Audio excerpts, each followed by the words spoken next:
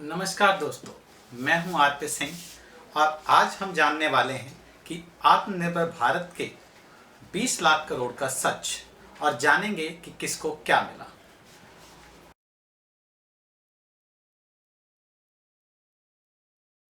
सबसे पहले तो आप अपने दिमाग से ये कैलकुलेशन निकाल दें कि 20 लाख करोड़ को अगर 135 करोड़ भारतवासियों में बांटा जाए तो हर भारतीय के हिस्से में 14,815 रुपये आते हैं और ये आपके बैंक खाते में आ जाएंगे।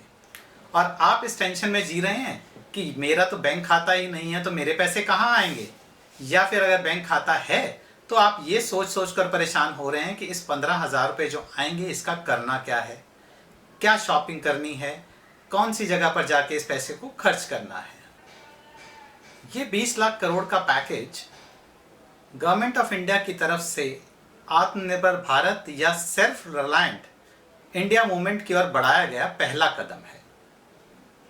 और ये 20 लाख करोड़ इंडिया के जीडीपी का अप्रॉक्सीमेटली 10% है, जो कि cottage industry, micro, small and medium enterprises यानी जिसको हम एमएसएमई कहते हैं, लेबर, मिडिल क्लास इंडस्ट्रीज को कैटर करने के लिए है। और भी बहुत से बोल्ड रिफॉर्म हैं जो कि इंडियन इकॉनमी को सेल्फ रिलायंस की तरफ ले जाएंगे। और आपने देखा कि सेल्फ रिलायंस में भी रिलायंस का नाम तो आ ही गया। और हाँ, सीधे सीधे तो हम कह नहीं सकते कि चाइना का माल नहीं खरीदना, यही कह सकते हैं कि हिंदुस्तान का बना हुआ माल खरीदना है। और ये 20 लाख करोड़ का पैकेज कोई नया पैकेज नहीं है। ये पैकेज पिछले दो पैकेज जो कि 6.44 लाख करोड़ और 1.70 लाख करोड़ मिलाकर है, जिसकी घोषणा सरकार ऑलरेडी कर चुकी है। 1.70 लाख करोड़ का जो पैकेज था वो गरीबों को कोरोना वायरस के खिलाफ लड़ाई लड़ने में मदद करेगा, जिसमें कि हेल्थ वर्कर्स को 50 लाख का इंश्योरेंस कवर, 80 करोड़ गरीबों को अगले 3 महीनों के लिए प्रति व्यक्ति 5 किलोग्राम वीट, 1 किलोग्राम दाल दी जाएगी। 20 करोड़ जन धन अकाउंट होल्डर महिलाओं को 500 रुपये पर मंथ के हिसाब से अगले 3 महीने तक दिया जाएगा। मनरेगा वेजेस को बढ़ा दिया गया है, जिससे कि गरीबों को जो डेली वेजर्स हैं उनको ज़्यादा पैसा मिल पाएगा। गरीब परिवारों को अगले 3 महीने तक gas cylinder free of cost दिया जाएगा और इसका बेनिफिट 8 करोड़ गरीब परिवारों को मिलेगा। अब आप सोच रहे होंगे ये तो गरीबों को मिला, मैं तो मिडिल क्लास हूँ, मेरे लिए क्या है? इस सवाल को बचाए रखिए, वीडियो के एंड तक इसका जवाब भी आपको मिल ही जाएगा। इनकम टैक्स डिपार्टमेंट की तरफ से जो इनकम टैक्स के रिफंड हैं, 5 लाख तक के रिफंड जो कि 14 लाख टैक्स पेयर को बेनिफिट पहुंचाएंगे, ये इमीडिएटली जो हैं दे दिए गए हैं। और अब आप सोच रहे होंगे कि 5 लाख का रिफंड, इतना तो जिंदगी में कभी टैक्स नहीं दिया, काश गलती से किसी और का रिफंड ही हमारे खाते में आ जाए। क्यों हमारे जैसे गरीबों का मजाक उड़ाते हो साहब? थप्पड़ से डर नहीं लगता, प्यार से लगता है। Last date for income tax return को बढ़ाकर 30 जून कर दिया गया है। इसका फायदा भी उन्हीं को मिलेगा जिन्होंने या तो 31 मार्च तक अपनी रिटर्न भरी नहीं थी या जिनको रिटर्न्स को रिवाइज करना है।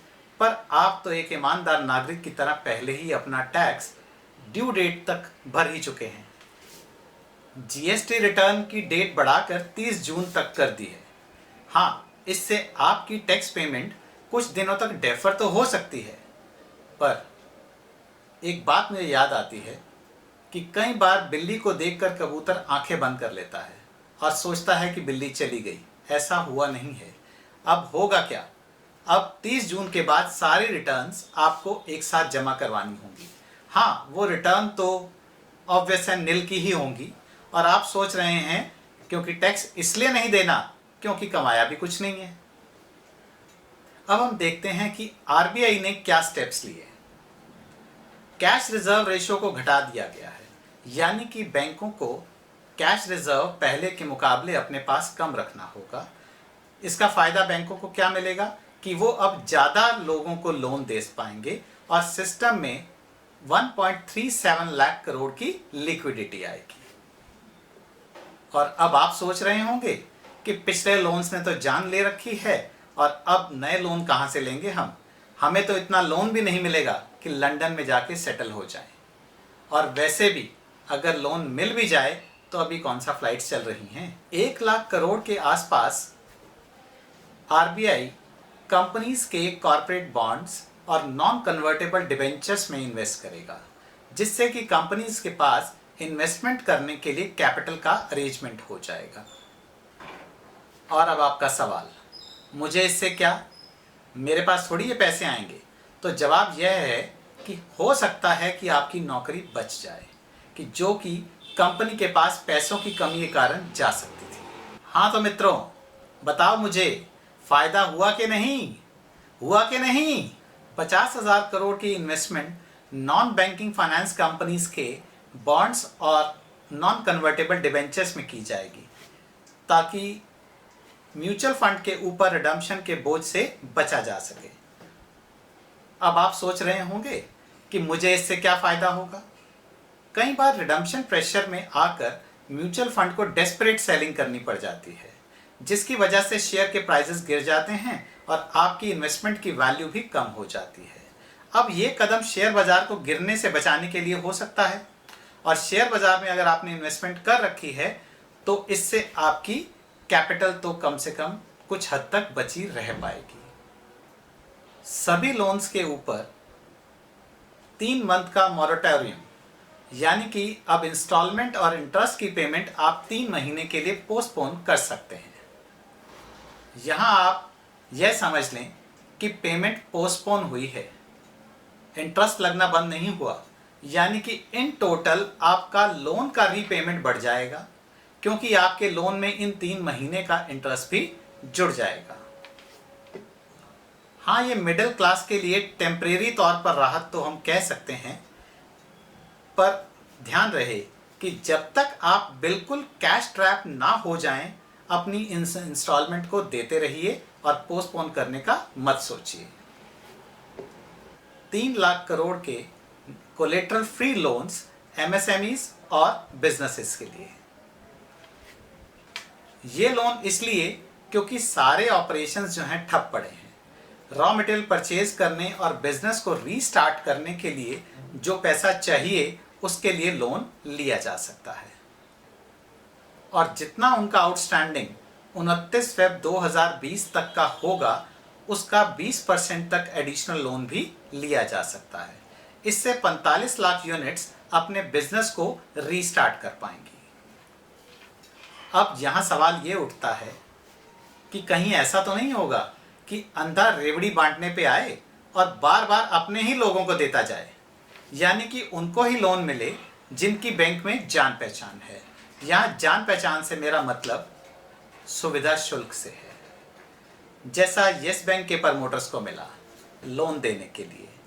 और हो सकता है कि जो असली ज़रूरतमंद है वो भटकता ही रह जाए।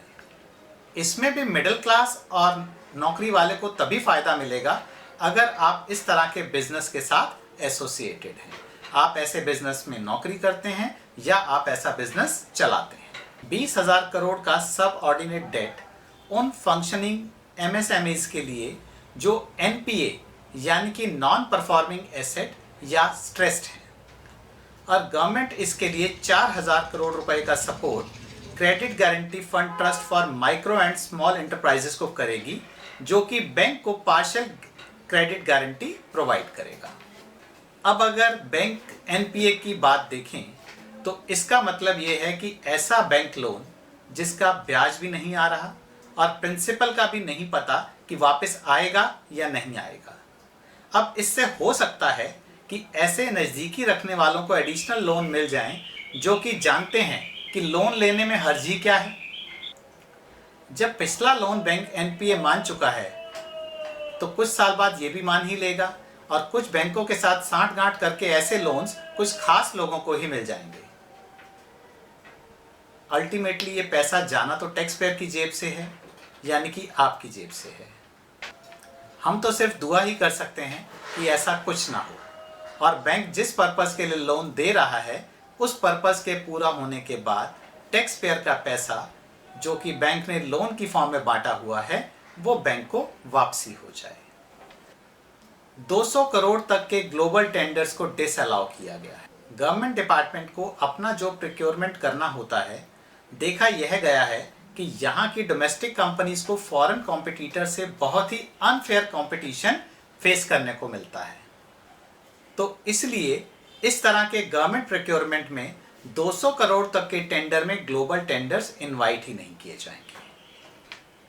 और अब मेरे जैसा गरीब ये सोच रहा है कि 200 करोड़ में जीरो कितने होते हैं, और ये एकदम से बताना भी पड़े तो हमें गिनना पड़ता है, तो फिर ऐसे वाले टेंडर्स से हमें क्या लेना देना। 2500 करोड़ का ईपीएफ सपोर्ट, मार्च अप्रैल मई और अब जून जुलाई अगस्त तक के प्रोविडेंट फंड में जो 24% कॉन्ट्रीब्यूशन करना होता है, जिसमें से कि 12% एम्प्लॉयर का और 12% एम्प्लॉय का होता है, ये गवर्नमेंट करेगी। और इसका फ़ायदा सिर्फ उन कंपनीज को मिलेगा जिसमें कि मैक्सिमम 100 एम्प्लॉयज़ हैं और उनमें से भी 90% की सैलरी 15,000 से कम होगी। और अगर आप इस कैटेगरी में आते हैं तो हो सकता है कि आपका पीएफ ना कटे मगर आपका पीएफ जमा हो जाए।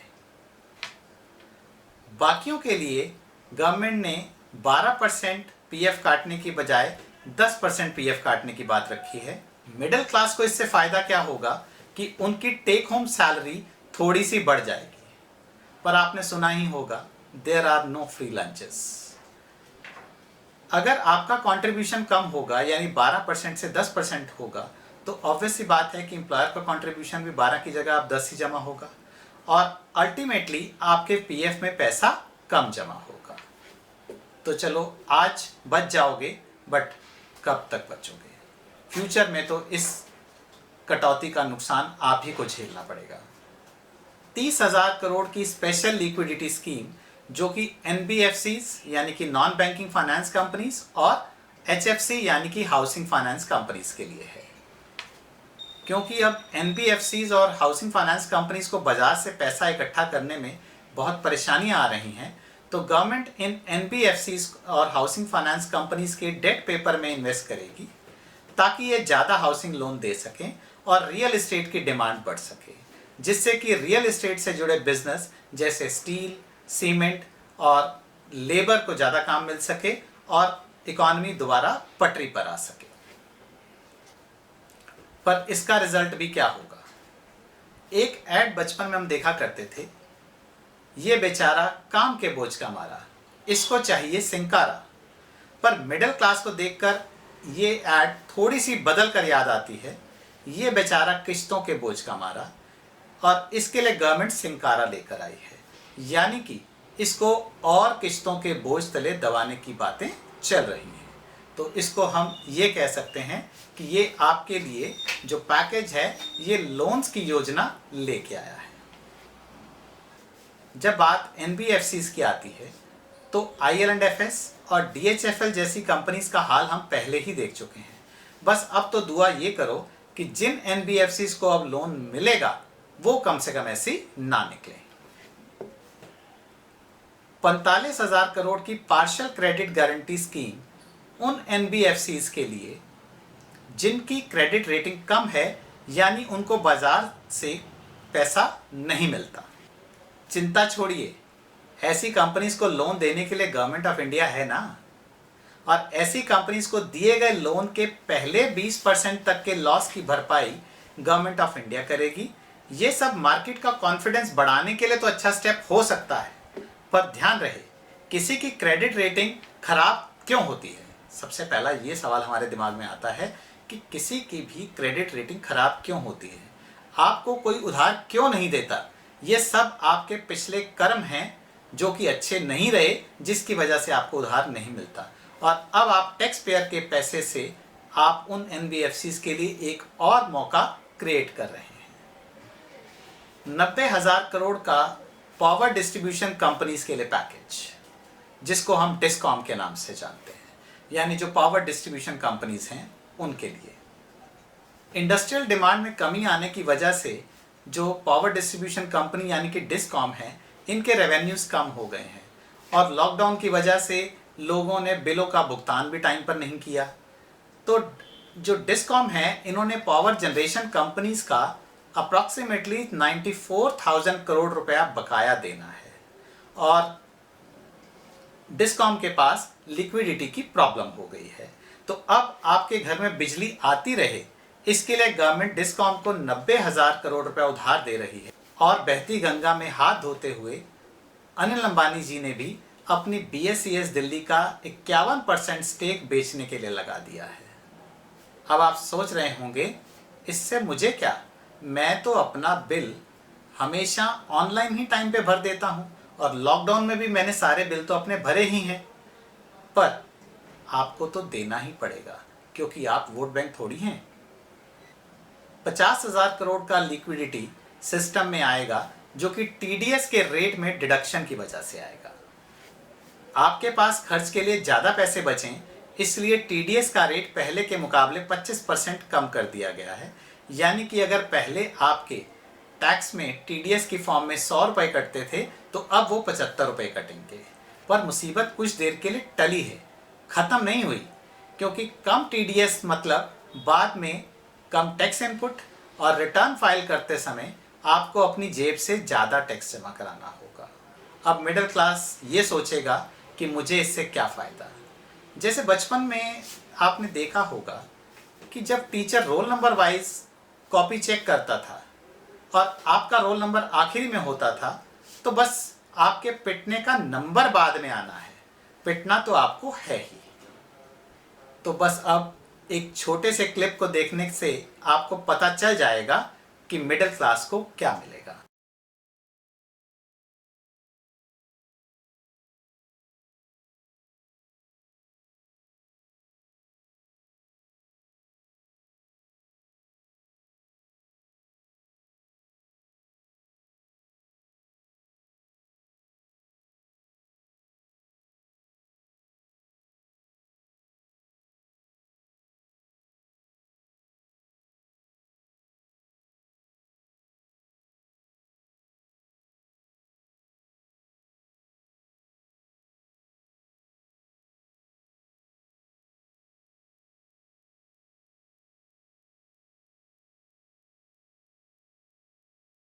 और मुझे लगता है कि इस वीडियो को देखने के बाद 15,000 के सपने आने तो बंद हो गए होंगे।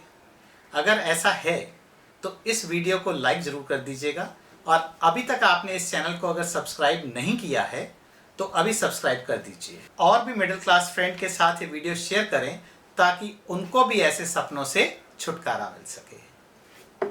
साथ ही ऐसी इन्फॉर्मेशन रेगुलर बेसिस पर पाने के लिए आप मुझे फॉलो कर सकते हैं इंस्टाग्राम, फेसबुक एंड ट्विटर पर, जिसकी आईडी अब आपके सामने स्क्रीन पर है। और मैं लाता रहूँगा आपके लिए और भी बहुत से वीडियो।